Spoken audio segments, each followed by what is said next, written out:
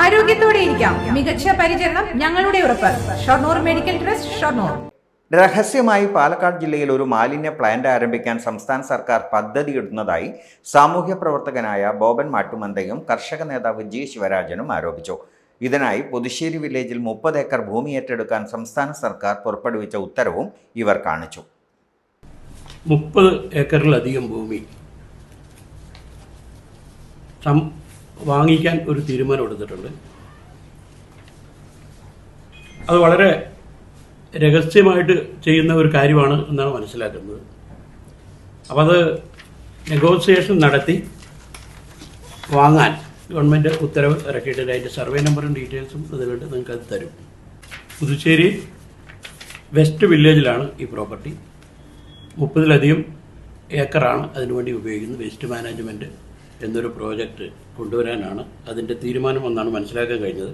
അത് ഈ ഓർഡർ ഇതിനു മുമ്പ് നമ്മുടെ ബോബനൊക്കെ ഇതിനെക്കുറിച്ച് ബന്ധപ്പെട്ട ഏജൻസികളുമായിട്ട് ചർച്ച ചെയ്തപ്പോൾ ഇങ്ങനൊരു പദ്ധതി തുടങ്ങാൻ ഞങ്ങൾ ഉദ്ദേശിച്ചിട്ടില്ല, അല്ലെങ്കിൽ അതിനെക്കുറിച്ച് ഒരു രേഖയും ഞങ്ങളുടെ കൈവശമില്ല എന്ന് കളക്ടർ ഉൾപ്പെടെ RDO ഉൾപ്പെടെ തന്നതിൻ്റെ മറുപടിയും കയ്യിലുണ്ട്. ഇപ്പോൾ അത് വളരെ ഒരു പ്രോജക്റ്റ് തുടങ്ങുമ്പോൾ അതിനെക്കുറിച്ച് ഈ വിവരാവകാശം പോലുള്ള കാര്യങ്ങൾ ഈ രാജ്യത്ത് നടപ്പിലാക്കുന്ന ഒരു സാഹചര്യത്തിൽ ഇത്രയും ഗോപ്യമായിട്ട് ചെയ്യേണ്ട കാര്യം എന്താണ്? സതുദ്ദേശത്തോടെ ചെയ്യുന്ന കാര്യങ്ങളാണെങ്കിൽ തീർച്ചയായിട്ടും ആ കാര്യങ്ങളെക്കുറിച്ച് വിശദീകരിക്കുകയും ബന്ധപ്പെട്ട ജനപ്രതിനിധികൾ ഉൾപ്പെടെ ആളുകളുമായിട്ട് ചർച്ച ചെയ്യുകയും ഇനി ഭാവിയിൽ അത് ഗുണകരമായ രീതിയിൽ ഉപയോഗിക്കുന്നതിൽ ആരും എതിരല്ല. പക്ഷേ ഇത്തരത്തിലുള്ള ആശങ്കകൾ നിലനിൽക്കുകയാണ്. മാലിന്യ പ്ലാന്റ് ആരംഭിക്കുന്നതിന് പിന്നിൽ ബിനാമി താൽപ്പര്യങ്ങൾ ഉണ്ടെന്ന് ബോബൻ മാട്ടുമന്ത ആരോപിച്ചു. പൊന്നും വില കൊടുത്ത് ഭൂമി ഏറ്റെടുക്കാനുള്ള നീക്കത്തിലും ഇവർ അഴിമതി ആരോപിച്ചു. 2013 പ്രവർത്തനം നിർത്തിയ കേരള സ്പോഞ്ച് എന്ന് പറയുന്ന ഒരു കമ്പനിയുണ്ട്. ആ കമ്പനി പ്രവർത്തനം നിർത്തി അവർ പൂട്ടിപ്പോയി. ആ പൂട്ടിപ്പോയ കമ്പനി കേരള ഇൻഡസ്ട്രിയൽ അവരാണ് ലോൺ കൊടുത്തിരിക്കുന്നത്. അവരുടെ തിരിച്ചടവ് മുടങ്ങിയതോടുകൂടി അവർ ജപ്തി ചെയ്യണമെന്ന് ആവശ്യപ്പെട്ടു. കലക്ടർ ജപ്തി നടപടിയുമായിട്ട് മുന്നോട്ട് പോയി അതിന്റെ ഒരു അന്തിമ ഘട്ടം എത്തുന്ന സമയത്താണ് പുതിയൊരു നോർത്ത് ഇന്ത്യൻ കമ്പനിക്ക് KSDSA ബാധ്യത തീർക്കാനുള്ള ചുമതല നൽകിയത്.